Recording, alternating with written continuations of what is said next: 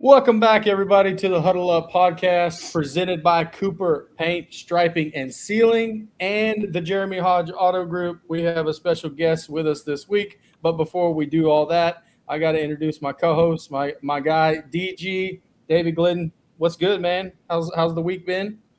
Short and Great, sweet. man. Yeah, man. It's short Hey, and we were sweet up so last night, far, a but little late. But we'll yeah, get to that here in yeah, just a man. second. So, Yeah, it's but been a blast, yeah, man. Watching the boys.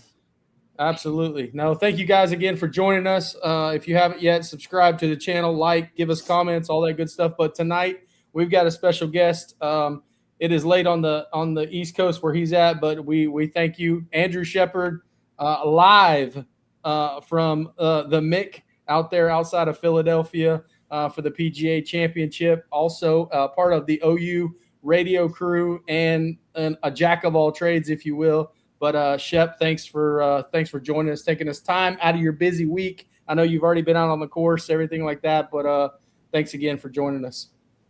Oh Yeah, yeah, man. thanks again. Welcome to the show. No Welcome. golf claps needed. Yeah, It's all good.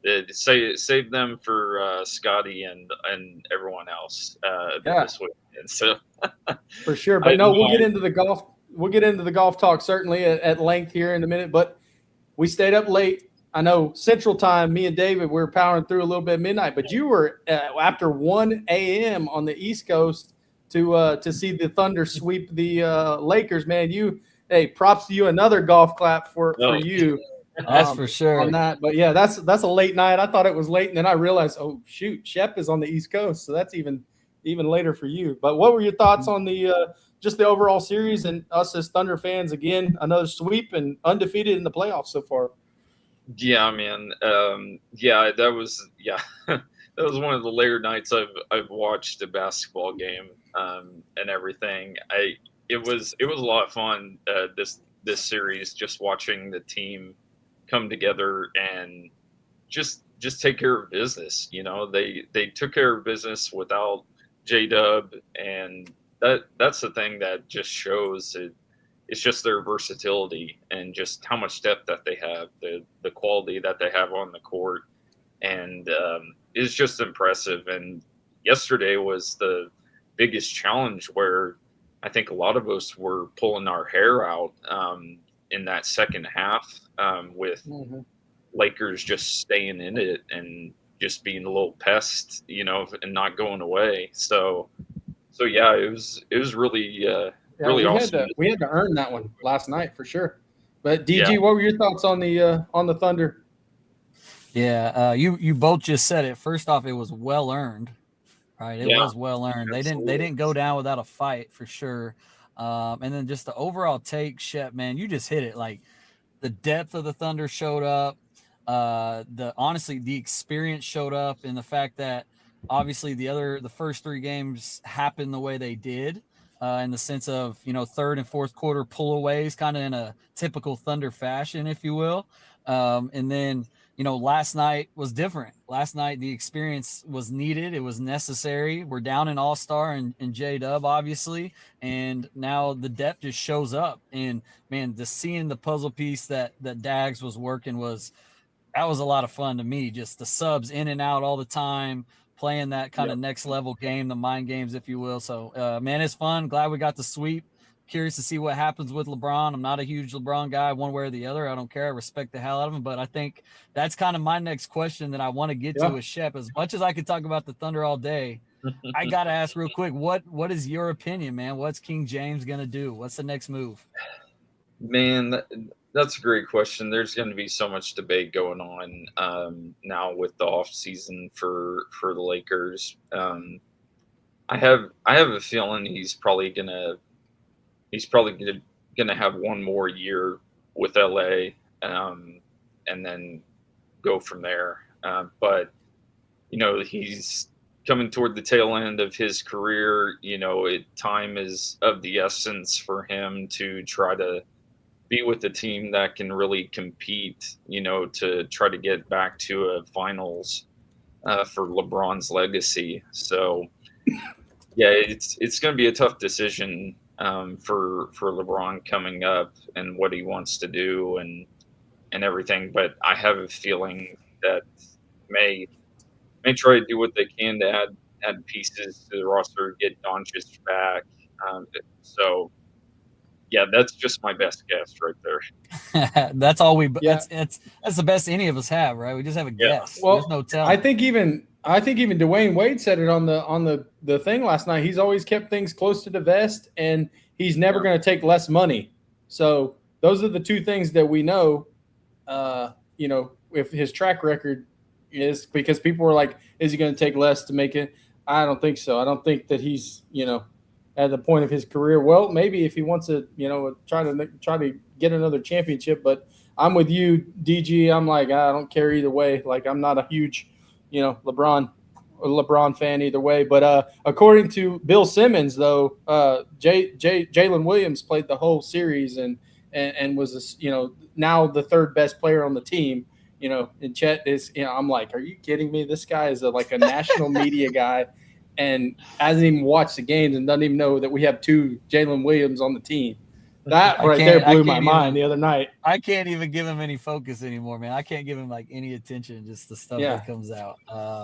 Man, that is all right. So I honestly, I didn't even think about this, but I don't want to keep this conversation going. I don't care about the whole LeBron talk, but did y'all have any moments in this series of like flashbacks of when we played them in the finals years and years ago, whatever that was? What was that, like 2011, 2012 or something? Yeah. Yeah, when we played, so we played the Heat, right? Sorry, my fault. But we played LeBron in the finals, and just it's crazy the fact, for one, that he's still doing it and he looks as good as he does, but the athleticism has obviously gone down a step, and to see him to see his game kind of fall off, like he missed a couple chippies last night, right?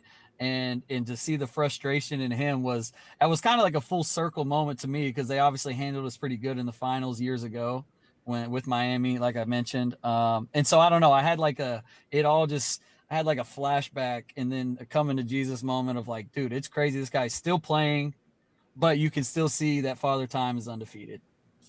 Yeah, I mean, I admire him because he's still playing at a pretty reasonably high level. Like, he's still, every once in a while you see those flashes and everything like that. But, I mean, that's, at 41 years old, I'm a year away from 41, and I don't think I can even be, I can barely get out of bed. Like, so it's one of those things where it's incredible. I will say that. I will give him his, salute and all that. But there comes a time where, like you just said, it's time to hang it up one way or another.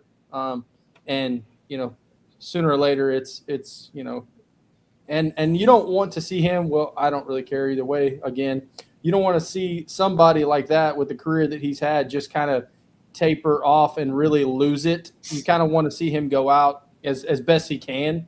So, whatever he's going to do is, that's the mystery. That's a good point.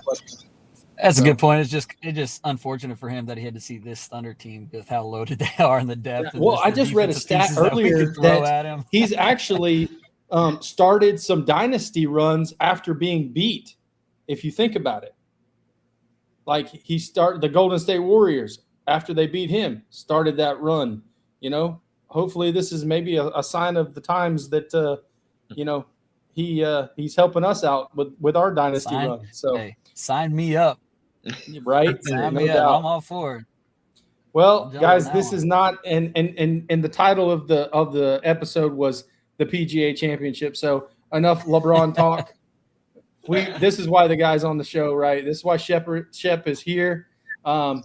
You arrived yesterday, correct? Out there at the Mick. You kind of walked the course a little bit yesterday, I saw, and then really got out there today. Talk to us about the what you've seen and the course and kind of how it's laid out and some of the holes and maybe some of the key holes that some of these guys are going to face as they start on Thursday, and then we can go off of whatever we do. But just give us the initial thoughts on this course, maybe compared to some of the PGA courses you've been to in the past. And first of all, how did you get started as a spotter for ESPN with the PGA, and then we can go into the course details a little bit about the Mick and what you've seen. Yeah, so starting out, like my gig and like starting out being a spotter. So like for for ESPN. So I reached out during, it was the 2022, whenever the PGA was coming to Southern Hills, and I grew up in the Tulsa area from Broken Arrow, Oklahoma. During my high school days, I was a caddy at Southern Hills for quite a few years there, during summer times and whatnot, and really enjoyed being on the course there. You worked in a small golf retail place just right down the road from Southern Hills and whatnot, and so I've always had an interest playing golf throughout the years and everything, and of course being a football fan too. So for me, I was like, how can I parlay my experience being with OU football radio, and being a spotter there to getting on production, broadcast production for golf. And so I just reached out to ESPN and told them, hey, I'm interested, found the right person. And that's where I got started. They got me on, and I told them, hey, I've been here. I know this course really well. Get me on. And they put me with the top guy, Andy North, to be his spotter, which, being a spotter for broadcast production for golf, is where I'm getting yardages for my talent on the course with the group that we're assigned to. And so I get the yardages from the yardage book, and I just let drives land, walk out to them, and get my yardage book, walk it off, do the quick math and everything like that, write it down, hand it off to my talent, and that's where he says everything to everyone on the broadcast. Wow. So yeah. Yeah, that's yeah. a cool job. Like, it's probably one of the coolest jobs you could ever have. Like,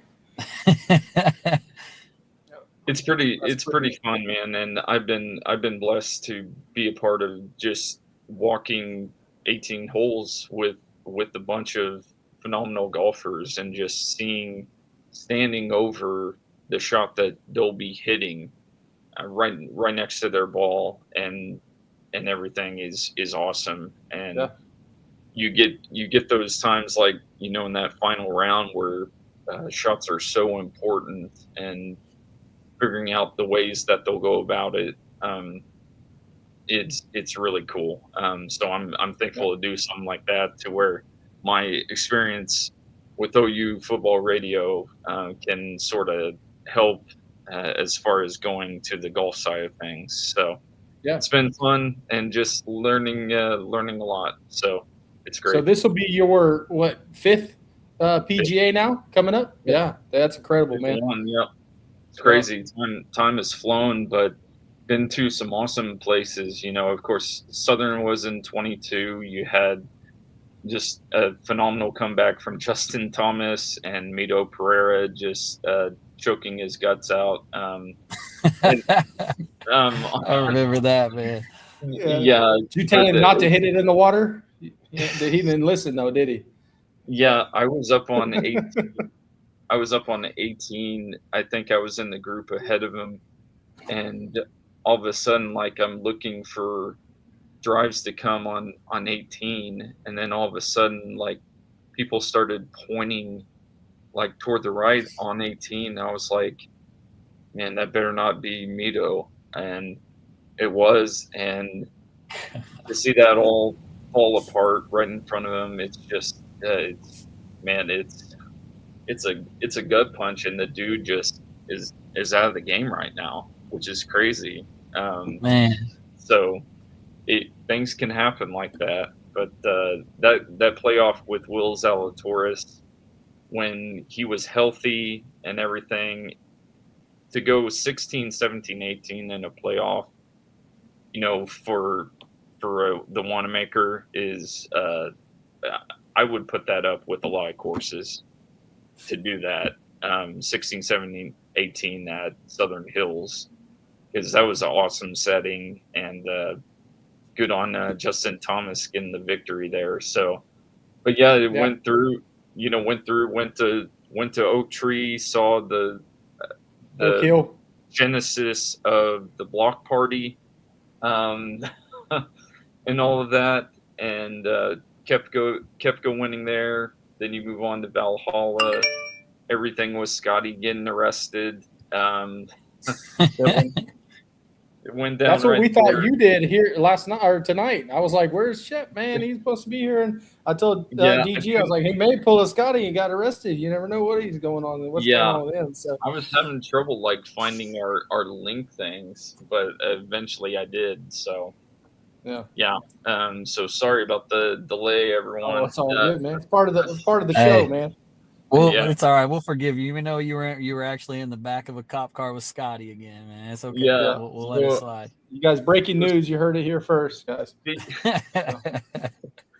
Yeah. So there's stories like from each PGA that I can throw out, and I'm not gonna be too long-winded, but on that one, I was probably about what 200 300 yards away from that area where he got arrested, and the whole situation right there was there's a road that going to the golf course where it's coned, like there are 2 lanes that are coned that are just for the shuttle buses, and they get there really direct and easy and everything like that. And it was really early in the morning, and all of a sudden there was like traffic had slowed down and it came to a stop, and we're like, this isn't normal.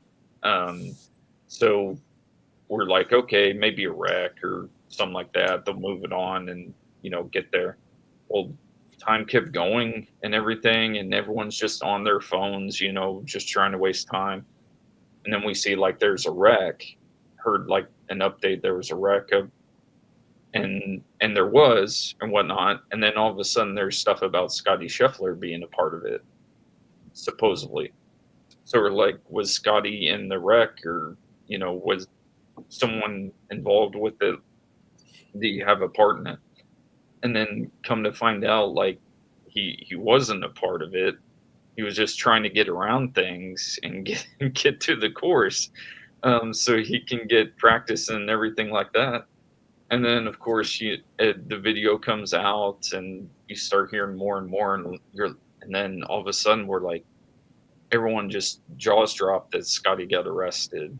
And this was all, like I said, like 200, 300 yards ahead of us.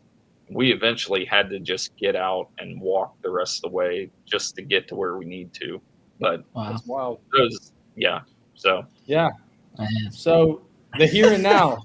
Tell us a little bit about the course That's so far, crazy. and just what you've seen so far, and how you think it'll play this week.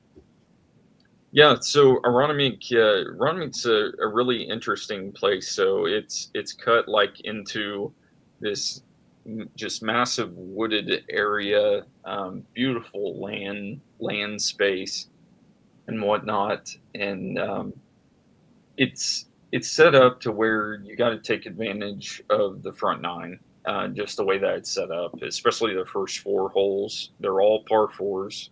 They're all shorter par 4s. And guys can hit them. Guys can hit it long and have wedge, short iron into these greens. So you got to take advantage on the front side, and but the big thing about this course is how cool the greens are.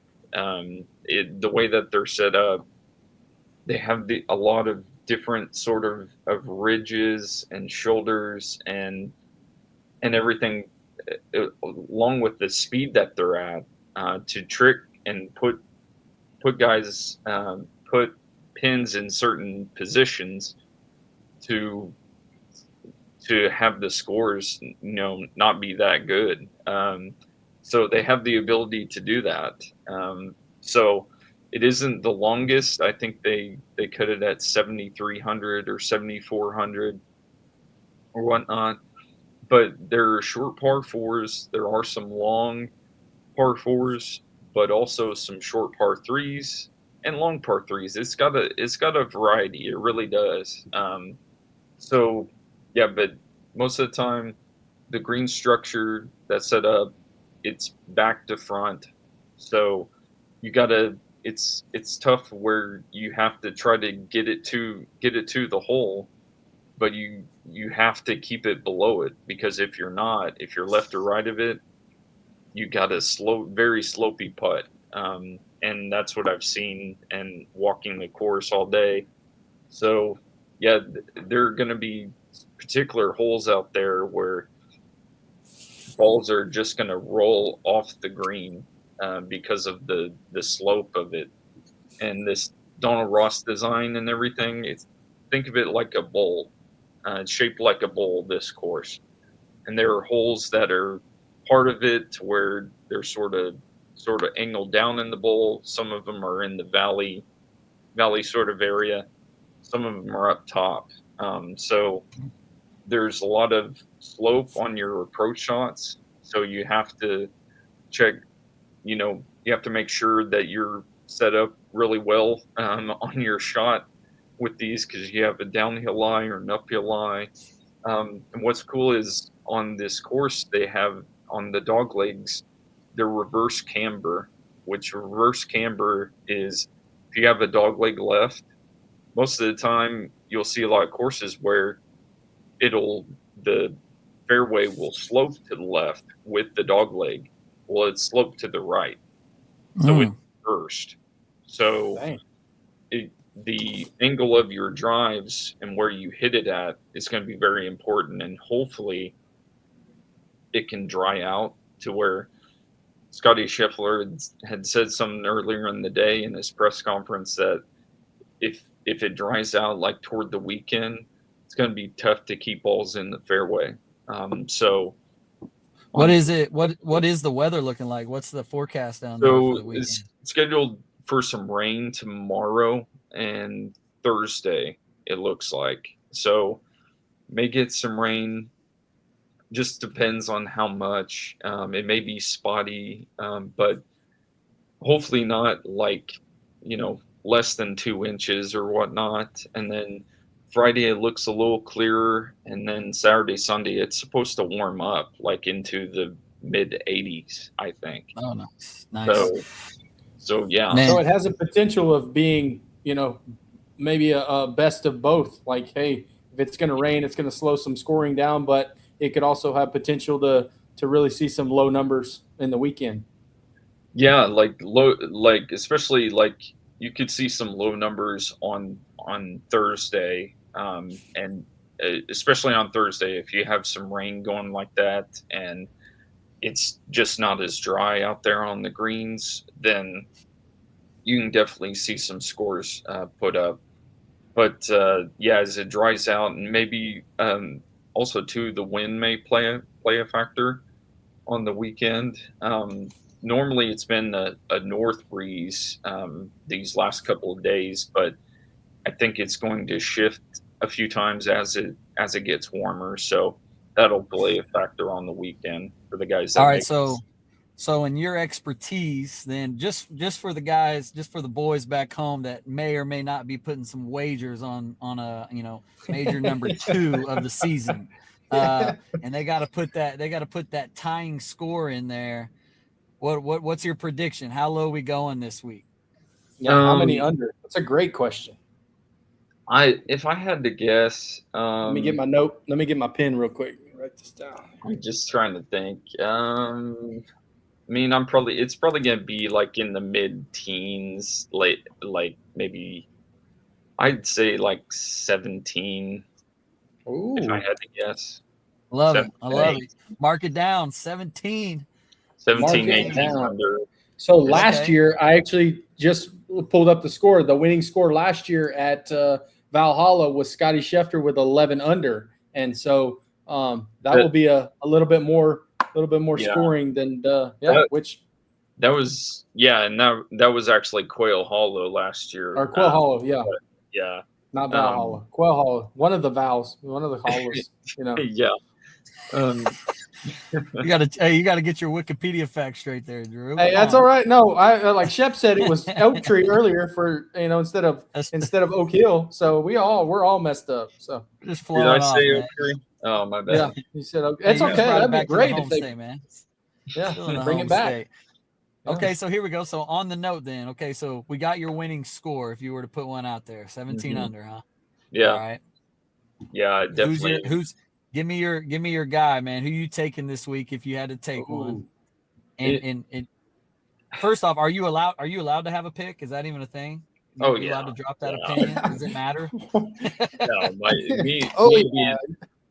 me being a spotter is on the low end of the totem pole. All right, good. So hey, here you're on the pole though, at least. Man, hey, for but me, you're I'm sitting here that's watching right, it. man. CBS here for me, Okay, so here, Yeah. let me make this question maybe a little bit easier for you.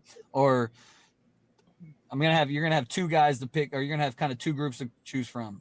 Your top tier guys, your mainstream guys, your top golfers in the world, your Scotties, your Rorys, right now your Tommies, who all those guys, whatever that look, your Cams of the world. Like, if you were to pick from that group, who is your winner?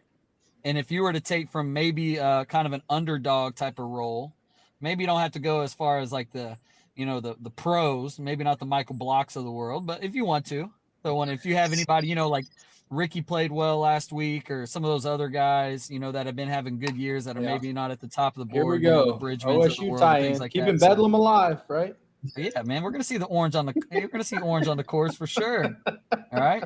I was sad for Ricky last week, man. He I kind of know, choked man. on the final hole, For me, right? he's one of my favorite golfers. Like, despite being an OSU guy or whatever it is, I love Ricky Fowler. I want to see him, get up there and win one. Like, I don't care. Like, wear all your orange. Let's see you, hoist the trophy. Like, that's right. Yeah. So, and I don't know if you have any prep. Hey, Drew, I appreciate you saying that. So, Shep, I don't know if you have any prep or any thoughts into those questions of top tier guys. If you were to take one kind of a lower tier underdog guy, who that would be for you? Yeah, so like my pick to win is Scotty Scheffler, and I think he's one of those top guys out there, along with your Rorys and with your other powerful guys that can hit it long or whatnot and rely on their short game around the greens and whatnot. So I'm going with Scotty there. Now with other guys, you have to think about Justin Rose, and with him being locally, like Marion Golf Club down the road, just about 15 minutes away, he was a winner there in the U.S. Open. So I think he'll be up there. Rosie will be. the LeBron James of the PGA Tour. Yeah. Right. Well, Brant Snecker's up there too. He won last up there. week. Yeah. I got to see him and everything. So good on him making the PGA. But this is sort of your underdog guys to think about. I mean, Alex Fitzpatrick has just been on an absolute tear. Even though he really had a really bad final round, his form has just been great. For value, might be a good pick there. I'm thinking JJ Spawn too. Of course, U.S. Open winner, Oakmont last year. He would be a good pick, I think. He hasn't really overall done as well in the PGA Championship, but his form lately has been really good. So I think around this course he would be sort of a sleeper pick right there. And then your other guys, I'm trying to think about maybe a Sepp Straka or whatnot if you're sort of looking for value, dark horse. So yeah, those are some of the names I'll throw at you right there. Hey, so no Ricky, no pokes on the board, man. No, I don't know. I don't know about Ricky, man. I mean, just I'm trying to remember his majors over the last couple of years or so. Well, to be honest, I'm just glad he's back in the major, right? Like, Yeah, I'm glad he. I, Yeah. yeah, I might be mistaken, but he wasn't in Augusta this year, right? Nope. no, He hasn't So, been to Augusta in a couple years. so I'm glad to see him back in there and getting a chance, and played good last week, and I'm kind of yeah, with what Drew said, honestly, just being a homer, and I love the fact his Man, I demeanor, would the way I he would carries honestly himself. love to see him win. Like really, I would. So, and I think the Um, people would too, regardless of Oklahoma State or not. To be honest with you, I think Ricky mhm. has a good Uh, following across the whole game of yeah. golf, in the sense of like what he's about. He went through his slump years ago, got out of mhm. it. He's been on an upward trajectory. Everybody goes through a little Yep. ups and downs within that, but he's just what he's about as far as being a family man. He's super even kill, and hell, he's got a smooth stroke. I mean, Yep. what's there not to like about the guy? And yeah, he rocks some orange. Who cares? He Yeah, does. yeah. I saw him out there today, and the crowds were, especially the kids around. Love Ricky. Yeah. Decked So out in their Puma gear. Well, and it's perfect and, because he's like the same height as them, so it works. It's awesome. hey, yeah, Oh, Like, it's great. zinger already, man. Yeah. man, Nice. look at him just throwing low blows. My Hey, goodness. He I just can't will, let it and I'll slide. give you a pick here in just a second that'll probably shock you a little bit, DG. So we'll get to that in a minute. But go ahead on with the Fowler and the kids story. Yeah, so felt like I just noticed him out there on the putting green and everything, and kids were wanting autographs and stuff, but they were very loud for Ricky, from everywhere. So yeah, he's still a fan favorite out there for a lot of folks, but yeah, hopefully he can put in a good week, in a major. So yeah, Yeah. Hey, on that note, can you tell me, and I'm sorry, if you're about to go ahead, but no, go right, like, yeah. to me, what I've always heard specifically about Augusta, like we all know about the par 3 tournament on Wednesday, obviously, Hmm. and people that go to Augusta and go to the tournament or are there all week or whatever it looks like, I've always heard that if you go to the Masters, that the practice rounds are actually a lot more enjoyable to be at. And is that the same? If you've been, do you agree with that?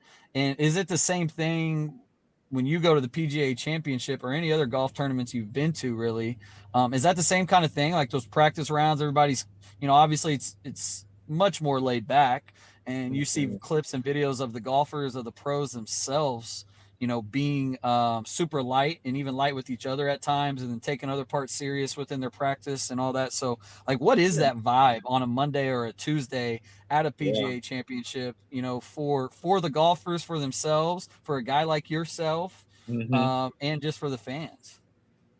Yeah, it is like you said, like it's very lighthearted. The prep for the players, is very important, and caddies are doing a lot of work, walking around the whole course, just evaluating their numbers and yardages and everything like that, as far as the greens go. But yeah, it's very cool just to see the folks that may not, maybe in certain times or whatnot, haven't had golf in their area in quite a while. So yeah, but the kids love it.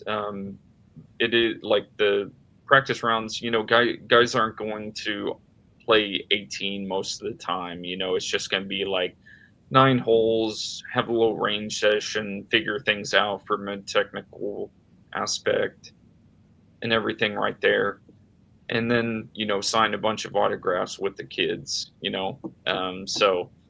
So yeah, it is both the balance of, yeah, you're getting in your prep and doing your hard work, but overall it is lighthearted, with greeting the fans and talking with the fans and everything like that. But to prep when it goes down on Thursday and Friday for those first 2 rounds, and then the weekend. So yeah. Yeah, man, that's How awesome. I much do you get? saw. Go ahead. Oh, sorry, man. I'm now I'm flowing, man. We get talking about golf. I'm all in. I know I mentioned the NBA earlier and LeBron. I apologize for that. I promise I am a Thunder fan. But now on this golf talk, man, I Sheffy's getting love ready it. to I get ask you for rolling. swing tips, so get ready. Man, I yeah. can do that. No, seriously. I saw a post that you had on X today of Cam Young, right on the range. I don't remember if there was somebody else. So when you're at a practice round yourself, what is it that you enjoy? Are you hanging out at the range, seeing a little bit of everybody? Are you walking the course? What does your day look like?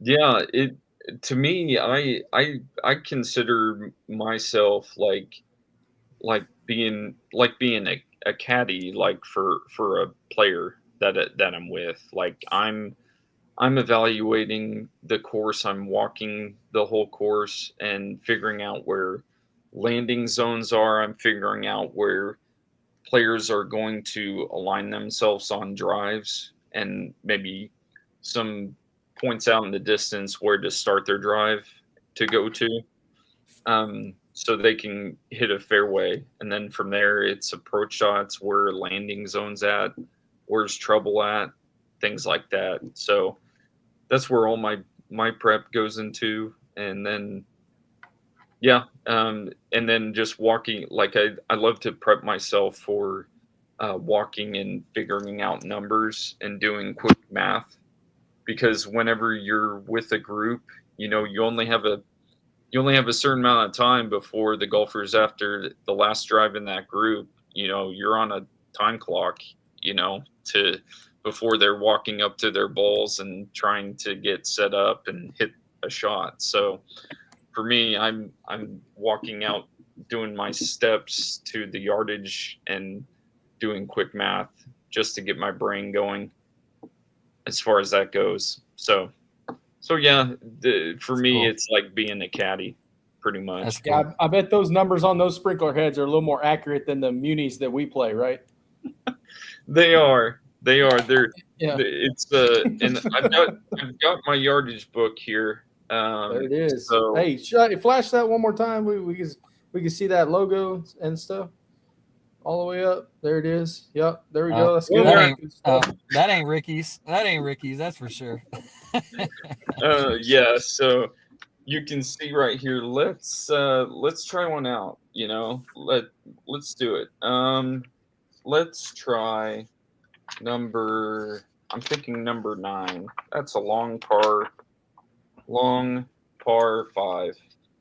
Look So at you that. got Yeah, you got all the yardages all over head that. from the beginning of the fairway all the way up to the green.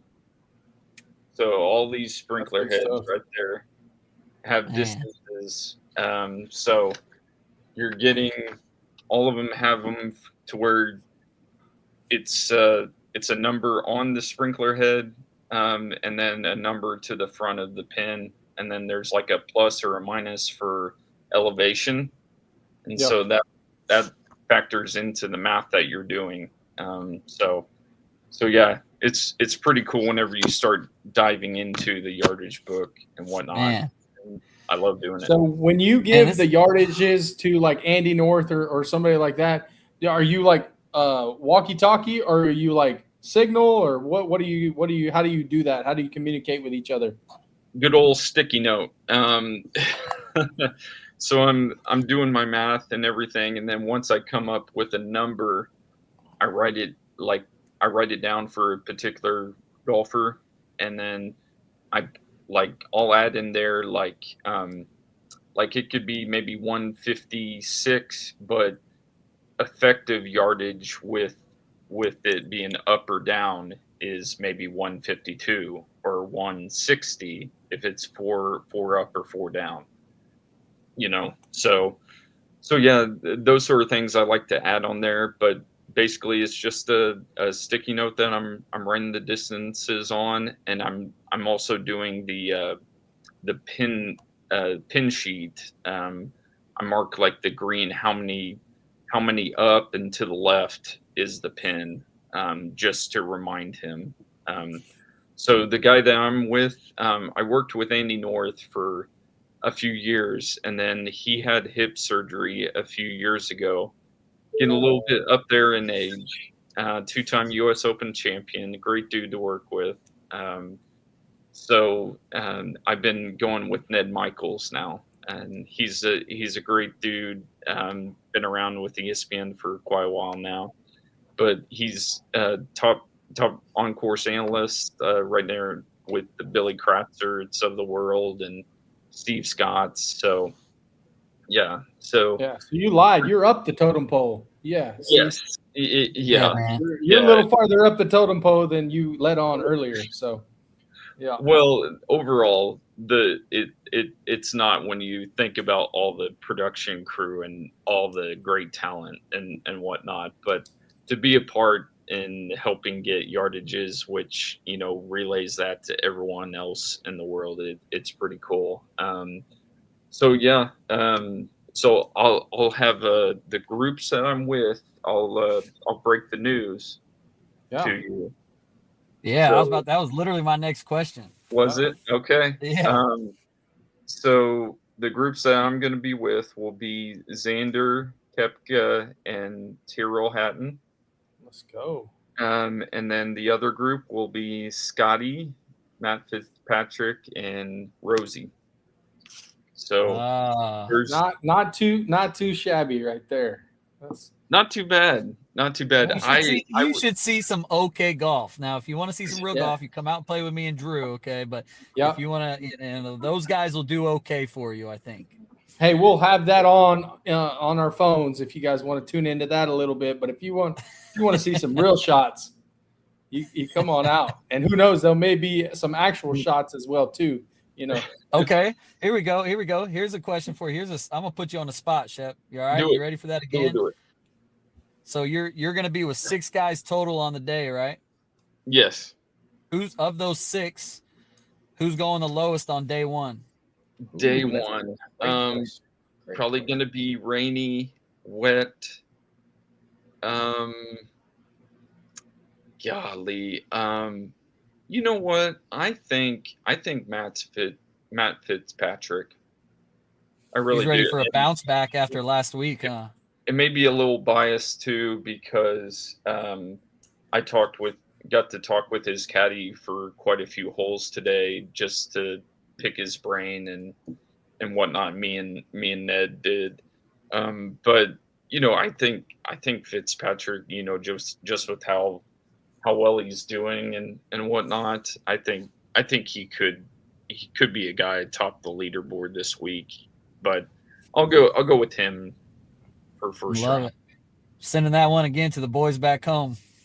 Sending that one out, yeah. They may or may not make some wagers. Wait, what if just crazy idea here. Here we go. What if it's Brooks Koepka? Hey, I was gonna say that. I think he's due.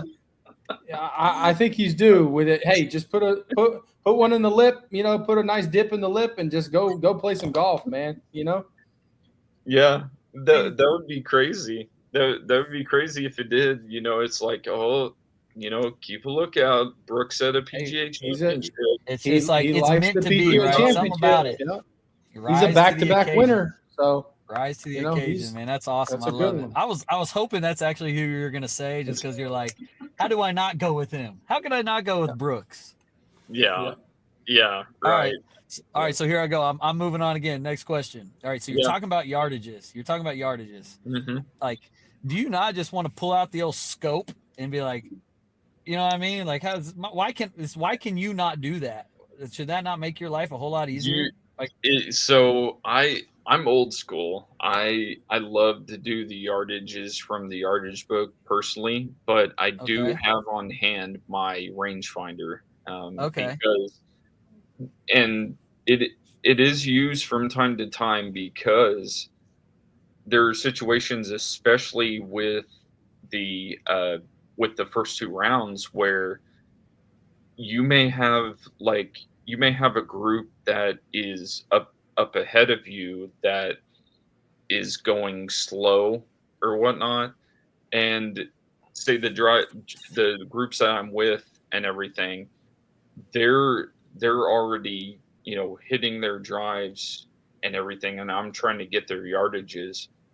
Well, I don't have like a pin, to like hit it on, to get Yeah. a yardage. But at times I'm able to, if I need to, like in a pinch real quick as they're coming up. So yeah, there's definitely times where I just need to do that, but a lot of times I do have time to walk it out and get the I like yardage it. that way. I So like Love it. it. yeah. Old school and you trust yourself, man. That's Bag of big Yeah. time. hey, bag of Now, pants Yeah. over here. I love it. am I crazy for asking this? Is it not No, like how many years ago? Like, did they wasn't I know a what you're scope, wasn't a rangefinder I allowed know on the PGA Championship? you can use them on the PGA Championship. Okay, Yep. that's what I Yeah. thought. Yeah, The so players can. That's you'll what I see thought.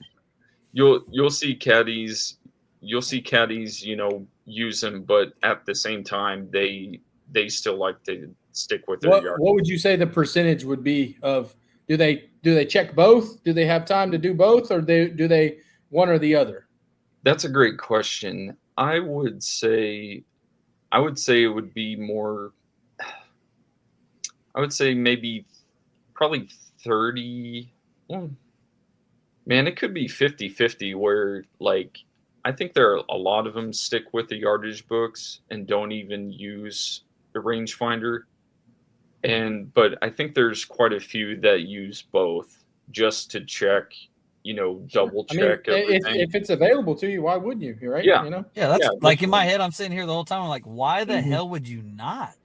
Yeah. Yeah. Well, And I know there that's just my amateur mind thinking, right? Like me just trying to break 100, but like, why would you Mhm. not use it? I don't, you know what I mean? I don't well, get it.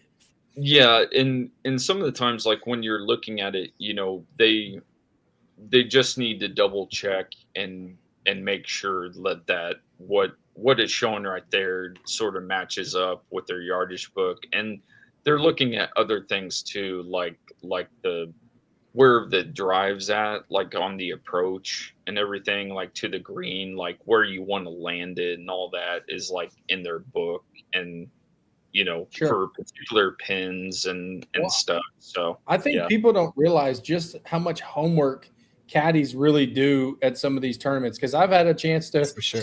to work at some really good golf courses over the years, and I got to be a part of the 2019 BMW Championship at Medina for the FedEx Cup. I was at 2021 Kiowa Island, got to work that, and some of these things, and you don't understand because you only see like the little clips on TV and stuff like that of the actual rounds. But there's a lot of homework that's done from Sunday to Thursday of that previous week that guys are out there just And I was even there's a story about like Joe LaCava and some of these other like old school guys. They would go out if their guy had a late tee time. They would go out early in the morning and walk the course as the round was going on and seeing where guys are hitting shots and Yep. different stuff like that. And so I think that's really cool that for some of us that have been around and seen some of that, and I know that you have, but just how much these caddies really, how much work they really do. They're not just lugging a bag around and saying, "Hey, what club do you want?" Yeah. It's a big deal, and they get compensated pretty well for what they do for some of these They big do. big time names, and they're very important. And their relationships with their players are huge.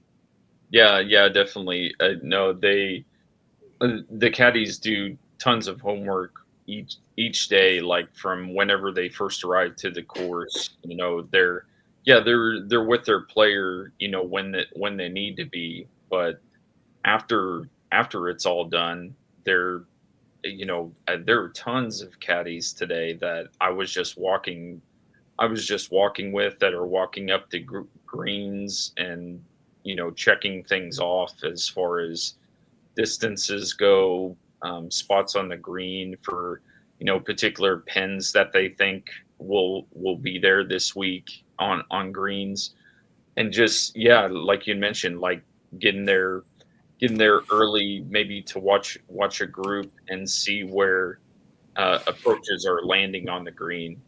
Are they landing soft? Are they landing hard?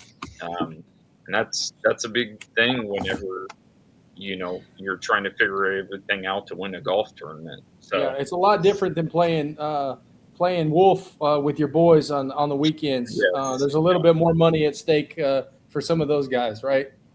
yeah, absolutely. It's Hey, but we can't discriminate a good old fashioned game of Wolf. Okay. No, not at all. But I mean, some people's Wolf games are a little bit bigger depending on the how well they're doing in their personal lives and stuff like that. But yeah, trust me, I've seen some Wolf games that are nowhere near the kind of money that I will wage with my friends. So, but yeah, I've been invited to some of those games, and I'm like, guys, I don't know. I have to stay at my house. Like, I'm good. So, All right, Shep. I got one for you. All right, you ready for this one? bring it. All right, man. I'm bringing out all my amateur questions. Okay. I don't need a humble answer from you. Okay, I don't need a humble answer from you. You can swing the sticks, obviously. You know the game. You've been at good courses. If you were to step up there right now and you were teeing off from where they're teeing off, and you were to go, realistically, man, what are you shooting? Oh God. I mean, Don't be humble. Be honest. No, I really like if I shoot in the 80s, I'll be happy, and that's because like I just haven't played in quite a while. Like college days, like where I'm consistent. I know what I'm doing when I'm standing over a ball a little bit better. Like I would pray to myself that maybe in my optimism to get like low 80s or even as high 70, but probably not with that course. But I would probably be like in the high 80s, 90. So I mean, some of those shorter par fours, if you're able to drive it all right, like I'd mentioned, you take advantage of it. But man, you got like some really long like par fours, really long par threes, and yeah, the greens are just so tricky. So yeah, that's Okay, so the my greens hope is to break 90. I love it, man. I love it. That's super impressive to even hear you say that, to be able to say that confidently, honestly. Okay, Yeah. so you mentioned the greens. Okay, so the old thing that was going kind of viral, the question after the Masters, right? Hmm. If you and your boys had were doing a scramble foursome or whatever it was, and we started you on the farthest point away from the greens, could you break par? Are these greens? I don't know if you saw any of that kind of stuff, those kind of things going on. Are these greens similar to that, or is Augusta just a whole nother level in itself?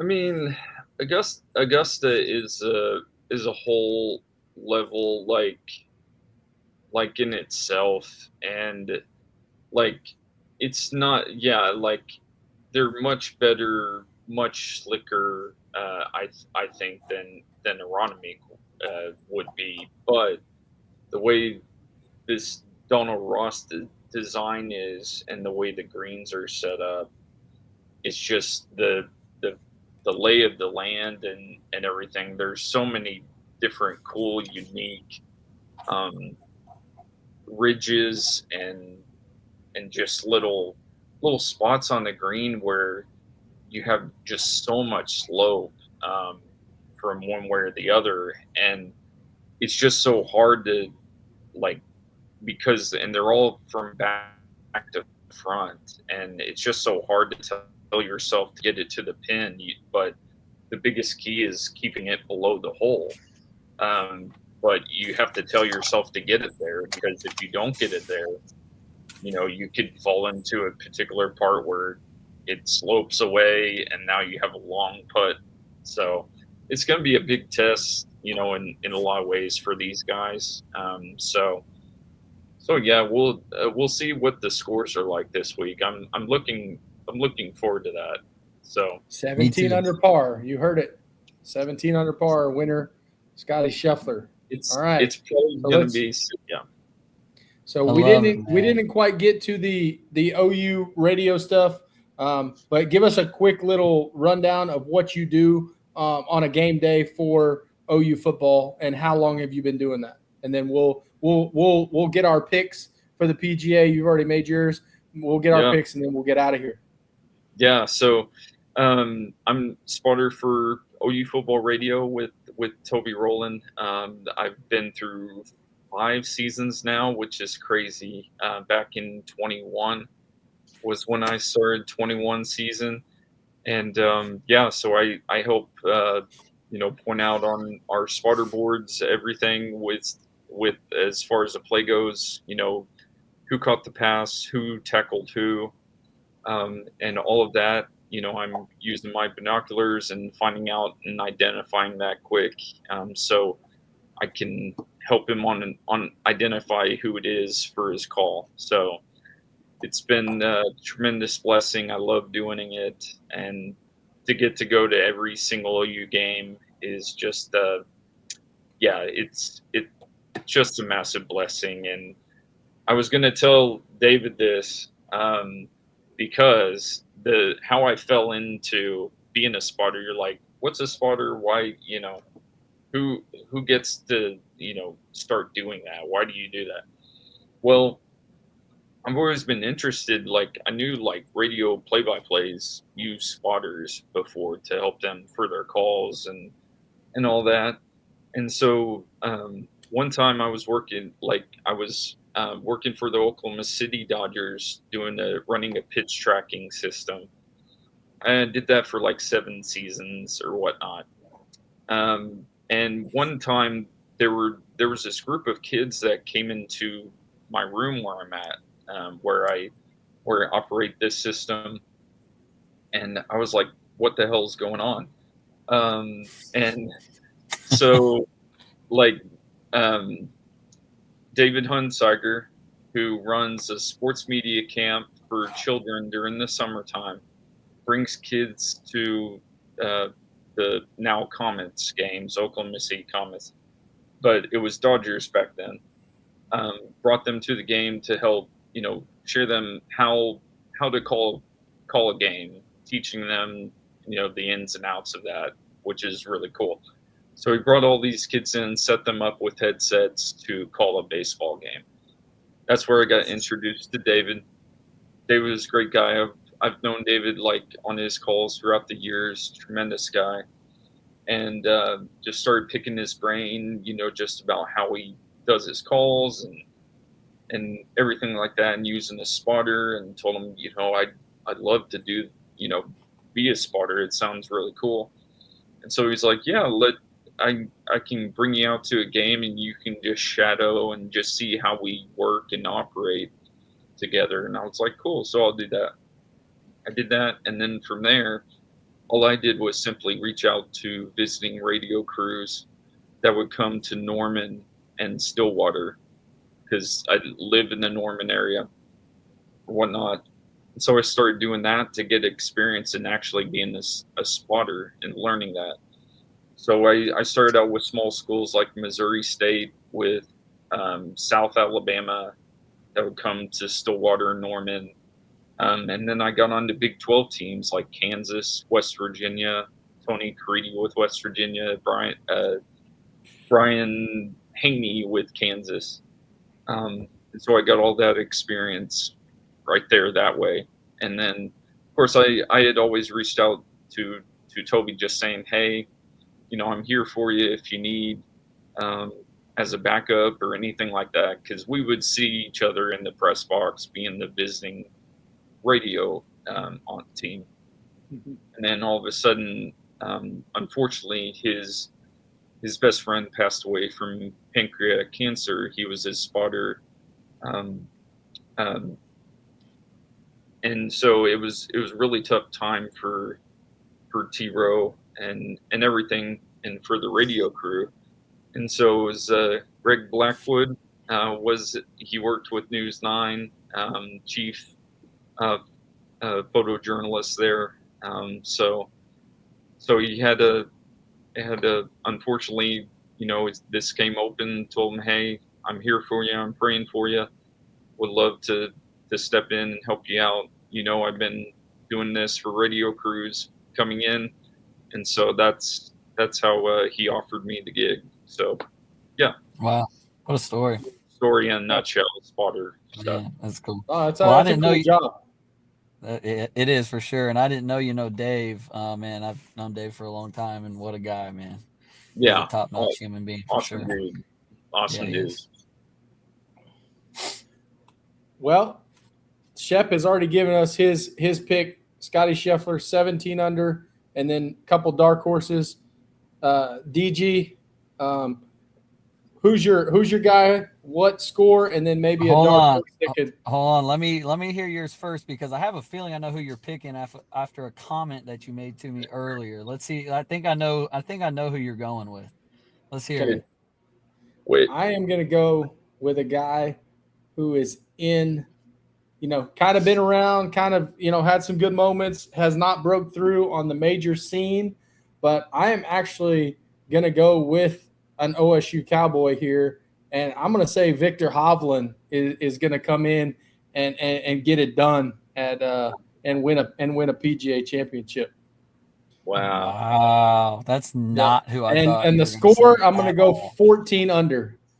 That's not who I thought you were going to say at all, man. Yep. I and love it, my man. dark horse is going to be Chris Goddard, who is an OU guy. He can hit the ball all the way. That's who I thought you were going to say the whole time. I thought you were going with the New Jersey newborn gooner himself. I'm going Victor Hovland.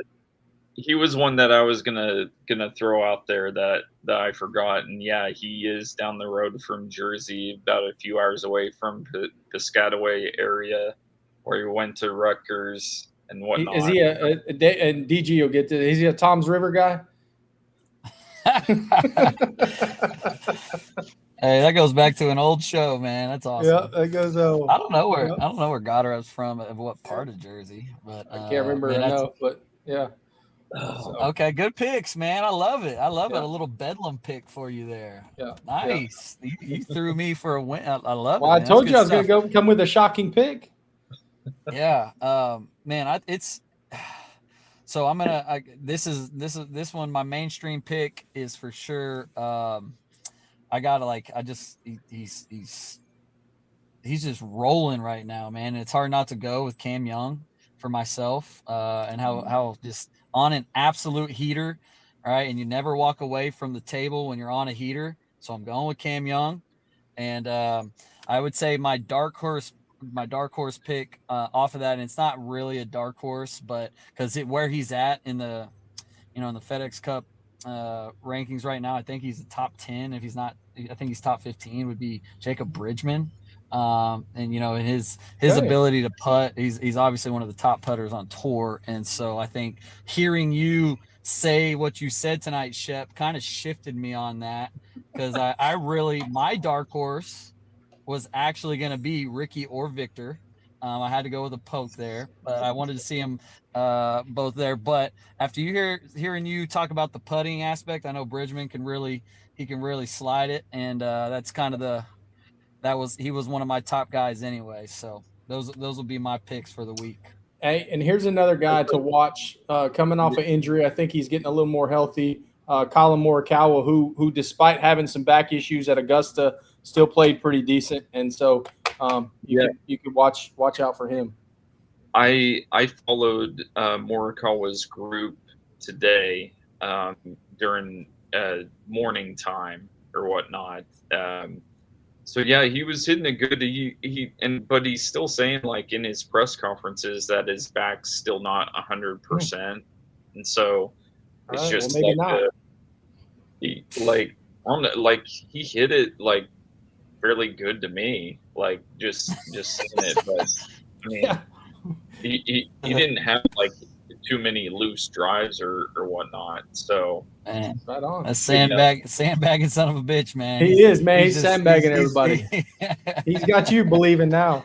So he's like, I'm gonna get this crazy dude right here working for ESPN. I'm gonna get him. Watch this. Man, dude. I had Colin was on my team for the players, man. So then he dropped out, right? Wasn't it the players when he obviously tweaked it? And so I think it was the players or the Bay Hill. I can't remember.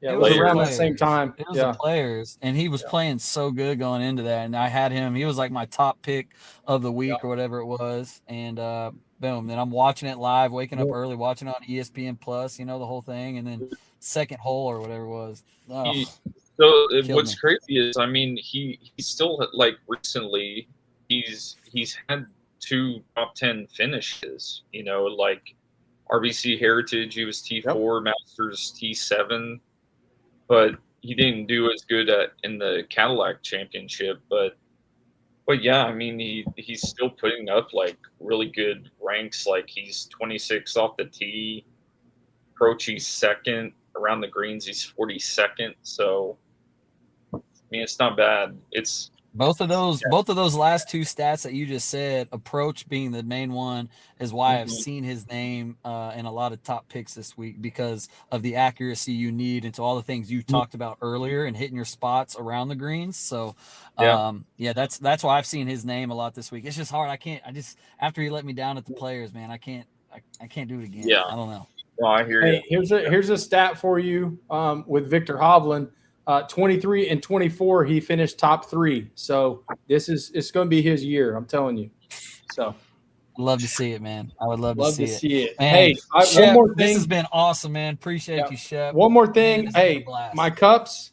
This shout out to Shep. He is every year since 2022 brought me home one of these. This is last year's cup, and I'm excited to get my new one this year. This has been a tradition that me and him. I kind of, was like, hey, can you get me? And I'm like, man, he doesn't really have to. But he takes, time out of his busy day, before the tournament starts, and goes over and is gracious enough to get me one of these $22, tumblers. And I love it because I get a collection, and everybody comes to my house was like, dang, do you go to the PGA Championship every year? I said, no, but I know a guy. So knows a guy. Yeah, I mean, Shep, Shep, if you want to start a new tradition too, I'm a huge. I mean, I love wearing hats. I'm just saying. Oh, okay. Well, I have a lot of friends that I'm connecting with, like during PGA weeks, where I'm taking pictures of all the row of hats where they're at. They're like, pick which ones that you want, circle which ones that you want. That's amazing. For you. Hey, we'll throw you in a group chat here and get our merch. We'll get that Venmo fired up for you. So yeah, man, it's bad, like, going into those PGA shops, because you're just like, I can imagine. Do I put all of this on the credit card or not? Or, that's the biggest question of the week. Not who's going to win. It's how much do I put on the old credit card? Yeah. So, did I go into the week with the credit card already? Like, is it good? Is it cleared? Take a look at those tags too, and you're like, oh God. Oh man, I can imagine. I can imagine. $120 polo. Yeah, that hurts. No doubt about it. Oh man, it's awesome. Yeah, but hey, Shep, thanks again for taking the time to come on, share a little insight about what you do for ESPN and the PGA Championship, and then again your role with OU and the radio stuff. And then we didn't even get to all the PA stuff and play-by-play and stuff that you do for the metro area, and you're always off doing something, and the dude's still got a full-time job too. So it's crazy. And I don't know if he sleeps. Clearly last night he didn't sleep, so I don't know how much sleep he actually gets. And he's got a wife and kids, so, and a bulldog. So, Yeah, two bulldogs. 2 bulldogs. Yeah, 2 bulldogs. Yeah. So like I slept like a baby after I crashed. After the final horn was over with, I'm like, done. Like, just I don't blame you, man. So yeah, it was good. But anytime, man, I'd love to come back on in the future, talk about whatever. But yeah, so this has been a lot of fun, and hopefully we get a fun PGA Championship coming up. Get some excitement toward the weekend, and everything. I think there are going to be some birdies to be had on this course, but there are going to be some big numbers out there too, just with how tricky the greens are. The rough too. I didn't even mention the rough. The rough's pretty darn thick. So we'll see how guys play out of that and how spin affects it on their approaches, if you're not driving it well. So, yeah. Yeah. Well, I can't wait, man. You got me hyped up for the week for sure. Wait, man. Yeah. Catch me again. ESPN coverage first 2 days, morning and afternoon, and then the weekends. ESPN it covers the morning part, and then it transitions to CBS for Saturday and Sunday. Yeah. But ESPN does have a lot of the featured groups, so if you want to find a specific golfer like your Ricky Fowlers, your Victor Hovlands, that threw me for a loop, man. I'm still. The guy's got to get over the hump. He's finished top 3 the last couple tournaments. He's due, man. No, it definitely could happen. But tune in right there. But definitely those first 2 days, keep your eyes out. You might find me next to a drive that lands to me or anything like that. Sometimes. And guys, if you want a really good follow on X, follow this guy right here. He's always posting great stuff, especially times like this where he's at the PGA, pictures with Ted Scott and all kinds of stuff, and watching Rory swing from 5 feet away. So it's great, man. I'll keep posting some more stuff as the week goes on or whatnot. But you can follow me on X at _Shep_SHEP. So right on. DG, another late night. No, we're gonna call it a night. We could talk about it forever. But any final shots for you? No, man. Shep, I appreciate you big time, man. It's been a blast. I'm a golf fan fanatic. I love playing the game. I'm not any good at it, but man, I follow all the time. And so we appreciate you coming on, dropping the knowledge. And it's just good to get on here another week. I got to shout out my man Cal Alexander on the CGA tour who had me on this past week. He does a great job on his podcast. So if anybody listening, man, go check him out. He's got some good stuff. He's following pretty much everything. Stillwater, if you will, with the pokes. So he does appreciate you as always, Shep. Have a good time out there, man. We'll be looking for you. And we'll shout out our sponsors real quick: Coop Paint, Striping, and Seal, and then also the Jeremy Hodge Auto Group. But for us here at the Huddle Up Podcast, we will see you guys on another episode sometime soon. And we're just trying to keep Bedlam alive. So.